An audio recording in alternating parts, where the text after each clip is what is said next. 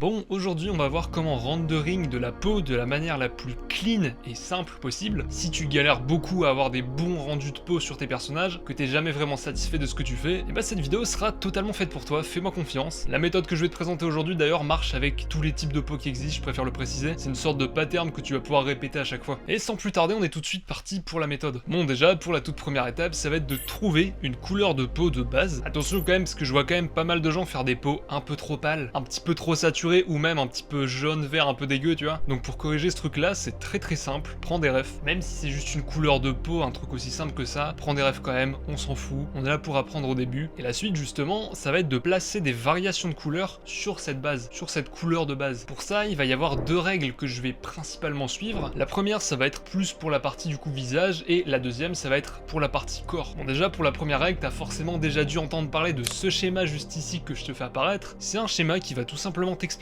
que la partie du front est un petit peu bleutée, la partie du nez et des joues va être assez rouge, et que du coup la partie du menton et de la bouche va être un petit peu jaune. Je pense qu'on a tous vu un petit peu passer ce truc là, il y a beaucoup de gens qui en ont déjà parlé. Et ce que je vais faire, c'est tout simplement te montrer une technique pour que toutes ces variations de couleurs soient très réalistes et très clean. Tu fasses pas un perso qui soit arc-en-ciel dégueulasse, tu vois. Bon déjà, le premier truc que je conseille, c'est de partir déjà avec la pipette là de la couleur de la peau de base que tu as choisi. Tu fais apparaître la fenêtre couleur de Photoshop, et dans les trois petits traits en haut à droite, tu fais apparaître l'onglet RVB. Normalement, c'était sur le bon onglet, ça ressemble à peu près à ce truc là. Donc R pour rouge, V pour vert et bleu pour bleu. Je pense que tu auras compris. Et si du coup, si on reprend notre schéma là de visage avec le jaune, le bleu et le rouge, si tu veux du jaune pour le bas du visage, du coup ce que tu peux faire, c'est partir de ta couleur de base et faire bouger le petit curseur juste en bas vers les tons un peu plus jaunes, un peu plus chauds. Et tu constates que ça donne une couleur qui se rapproche de la peau mais qui est quand même assez réaliste. Pareil, si tu veux du rouge, tu repars toujours de la couleur de base et tu joues un petit peu avec le curseur du haut où c'est marqué R comme rouge. Évidemment, si la couleur te plaît pas ou qu'elle est un petit peu trop dégueu, tu peux réajuster avec les autres curseurs, hein, forcément. Et idem pour le bleu, du coup, tu peux partir du curseur du bas et puis aller amener ça un petit peu plus vers les côtés bleus. Et ce qui est vraiment cool avec cette technique qu'aujourd'hui j'utilise même pour des textures, des matières, j'utilise vraiment ça pour tout, c'est qu'en fait elle te fait trouver des couleurs qui sont assez réalistes, pas des couleurs hyper abstraites, un peu inventées. Et le truc encore mieux avec cette technique, c'est que quand tu passes ton dessin en noir et blanc,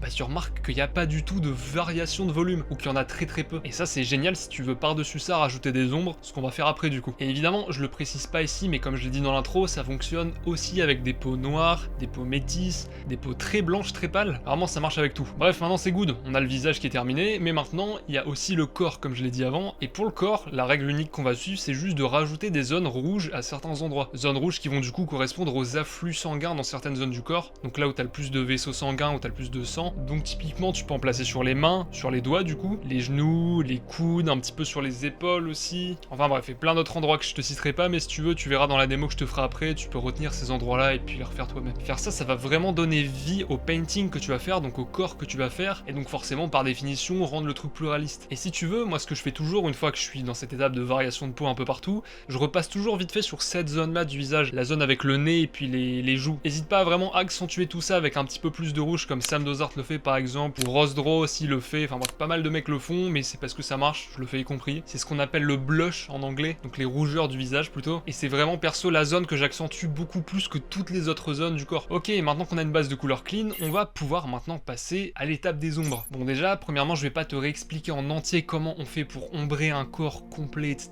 toutes les données. Si tu veux, je te mets une vidéo juste ici, ou là, je sais jamais où c'est, où je rentre beaucoup plus sur les détails du rendering, où je t'explique mon process complet pour justement faire des renderings de volume très clean. Mais si tu veux que je t'explique rapidement, la recette, la vraie recette sans hack à 2 balles ou technique à la con, c'est juste d'enchaîner des studies Pinterest ou ce que tu veux, jusqu'à ce que ça rentre là-dedans, jusqu'à ce que tu comprennes vraiment ce qui se passe sur le corps, où il y a des ombres dans tel scénario lumineux, comment la lumière elle influe sur le corps, tu vas retenir des automatismes à force d'en faire, et c'est pour ça que je te les conseille, c'est le meilleur truc, il n'y a pas de technique secrète, il faut juste en faire jusqu'à ce que ça entre. Pour les ombres, ce que je fais, c'est que je place juste un calque en mode produit au-dessus de mes aplats de couleurs du coup, et je prends un gris un petit peu dans les tons rouges, et surtout assez clair, parce que c'est un calque en mode produit, donc si tu vas dans les couleurs assez foncées, ça va charcuter, ça va être dégueulasse. Et pour ce qui est du scénario lumineux, je reste assez simple, je fais une lumière qui va venir à peu près du dessus. Maintenant, pour ce qui est de la partie un petit peu plus technique, il y a une règle principalement que j'utilise pour les ombres, c'est de mettre le terminateur en rouge. Le terminateur, ce que c'est pour ceux qui savent pas, c'est la frontière entre l'ombre et la lumière. Si littéralement tu devais tracer au stylo tes ombres, en fait ça serait cette frontière-là. Et pourquoi du rouge particulièrement? Eh bien c'est toujours par rapport au sang que tu as sous la peau, aux zones rouges qui sont littéralement sous ta peau, tu vois, c'est le sang, c'est logique. Si tu fais un perso avec du sang bleu par exemple, eh bien le terminateur de ces ombres, bah elles seront bleues aussi, tu vois, c'est c'est logique. Et d'ailleurs, tout comme les rougeurs du visage, le blush un peu partout, bah ça sera bleu aussi. Pour ce Terminator, la technique elle est assez simple, c'est juste de peindre directement au-dessus des ombres les zones rouges avec un smooth brush, directement comme ça au-dessus. Ou sinon, tu peux rajouter un calque en mode incrustation ou densité linéaire moins. Tu choisis, tu vois un petit peu les modes qui rendent le mieux. Tu regardes ce qui file le mieux pour que ça s'intègre parfaitement et que ça reste réaliste, hein, forcément, que t'aies pas des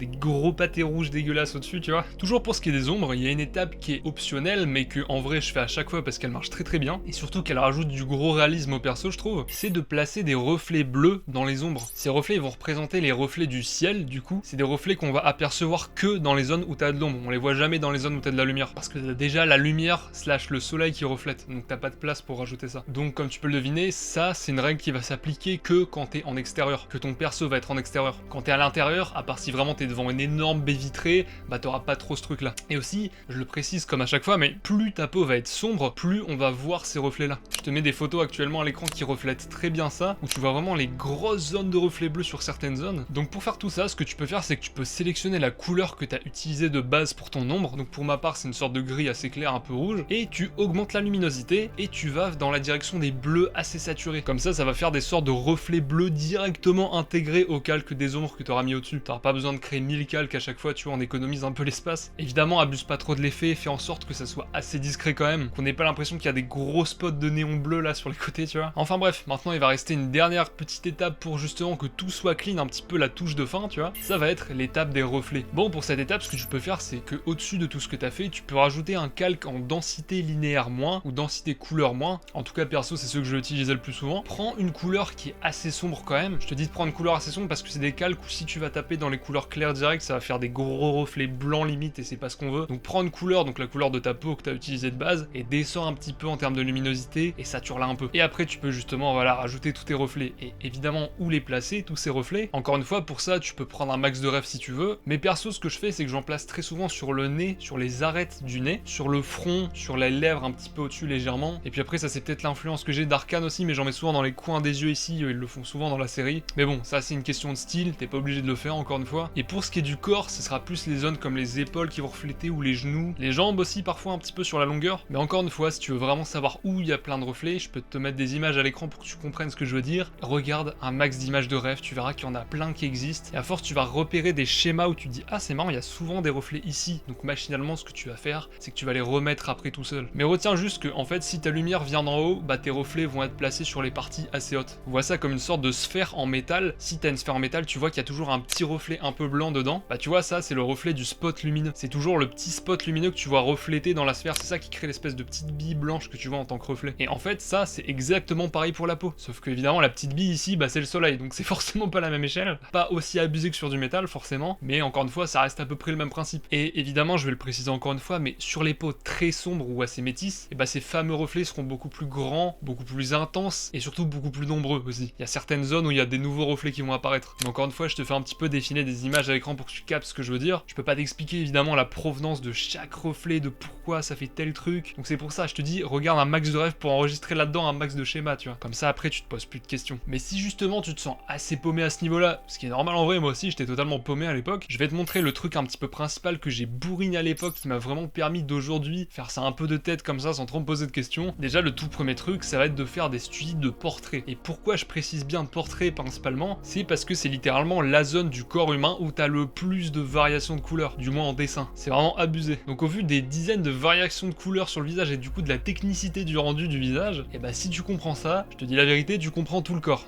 Et quand tu fais ces studies, je te le dis, mais perds pas ton temps à étudier les cheveux, si elle a des lunettes, les mettre, on s'en fout. Juste essaie de focus un maximum sur la peau, ça te permettra de gagner du temps et donc faire plus de studies et donc forcément progresser plus vite. Bon, en tout cas, si t'es resté jusqu'ici, je te le dis, mais mon pack de broches est dans la description si tu veux aller le choper. Je te conseille d'aller le télécharger, il y a plein de broches très cool qui m'aident beaucoup en vrai. Et sur ce, comme d'habitude, n'hésite pas à soutenir la chaîne, commenter, liker, tu connais à force. Et je te dis à la semaine pro pour une nouvelle vidéo. Allez, ciao!